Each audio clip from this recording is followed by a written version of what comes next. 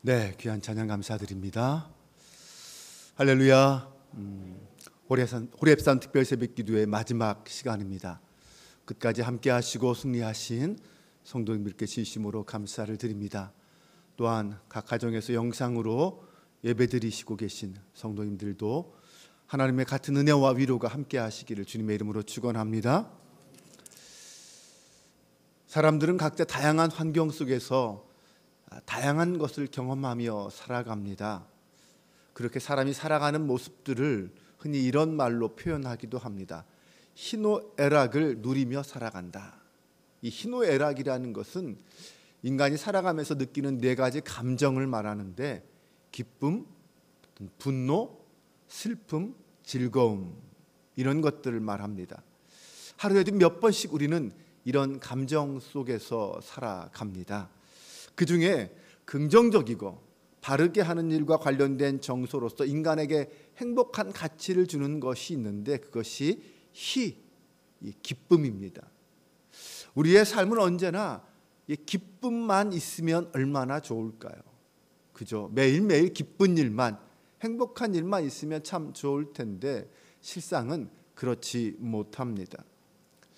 우리의 현실은 기뻐할 수 있는 일이 그리 많지 않습니다. 오히려 인생의 근본적인 문제들 앞에서 우리는 자주 분노하고 때로는 고독하고 슬프고 절망하는 것이 더 많은 우리의 감정들입니다. 그런데 성경은 그런 현실임에도 불구하고 성도들에게 뭐라고 말합니까? 그럼에도 불구하고 기뻐해라. 심지어 항상 기뻐하라. 그렇게 우리에게 말합니다. 고린도후서 3장 11절에 보면은 바울은 이런 말을 해요. 마지막으로 말하노니 형제들아 기뻐해라. 바울의 마지막 부탁이 기뻐하라라는 것입니다. 치열한 삶의 현장에서 정말 힘들게 살아가는 고린도 교회 성도들 향하여 마지막 간절한 바울의 권고는 기뻐하라라는 것입니다. 그러면서 바울은 서로 하나 되어서 서로 화목하면서 지내라, 기뻐하며 지내라 라고 호소하고 있습니다. 이 땅에서 그래도 그리스도인이라는 이름으로 우리가 이 땅을 살고 있는데 그런 우리의 삶이 화목하지 못하고 기뻐하지 못한다면 그것은 얼마나 불행하고 안타까운 것인지 모릅니다.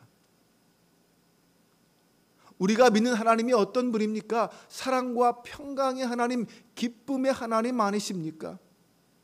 우리가 믿는 주님이 우리를 위해서 당신이 십자가에서 몸소 죽으셨습니다. 그렇게 우리를 구원해 주셨습니다. 그 사랑과 그 은혜 안에 있는 우리가 그럼에도 불구하고 기뻐하는 삶을 살지 못한다면, 이 땅에서 진정한 기쁨을 누리고 살지 못한다면 그것은 주님의 은혜와 사랑을 헛되게 만드는 것이고 십자가를 무익하게 만드는 것 아닙니까?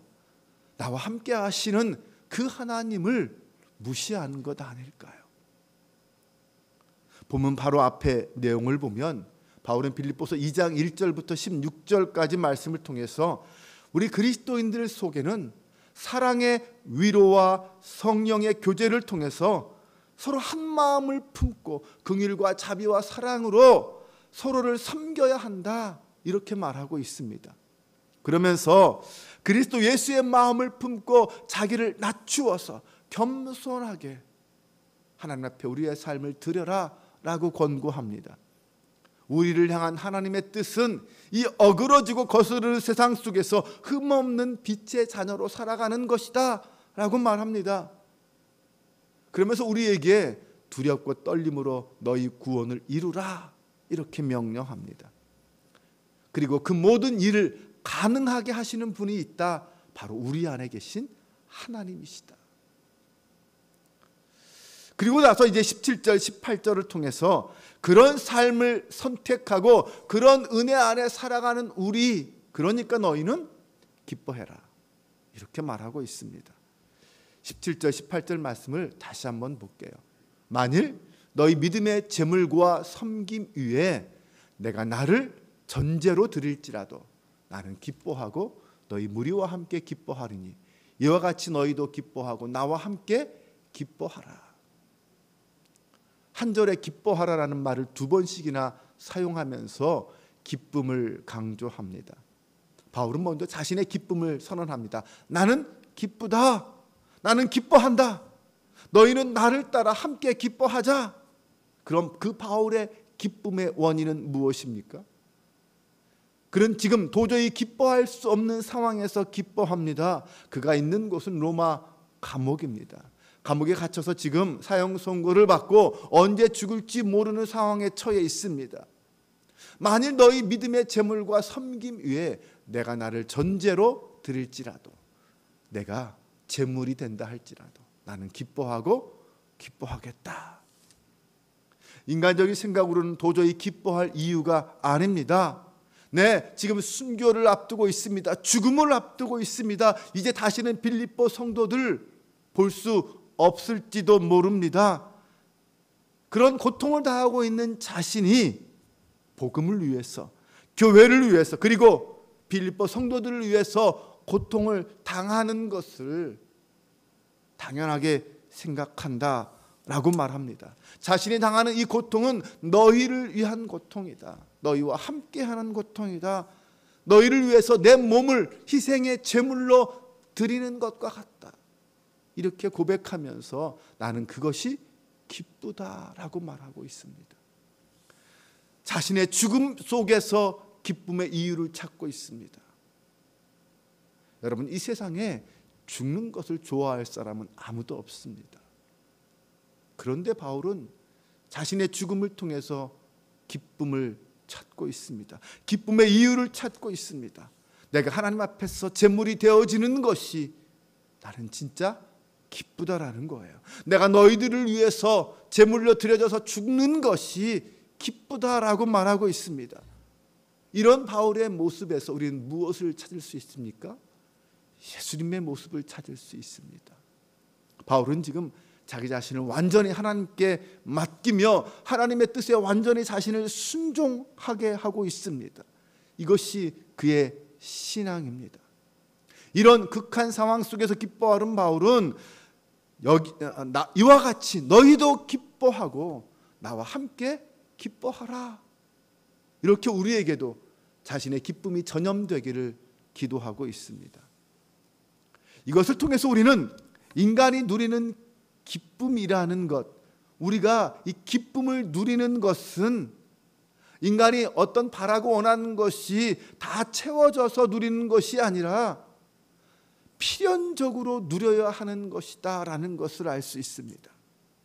지금 바울이 말하는 기쁨은 그 어떤 것이 채워져서 충분해져서 충분 조건으로 누려지는 기쁨이 아니라 필요 조건으로서의 기쁨, 반드시 누려야 하는 기쁨이라는 것입니다.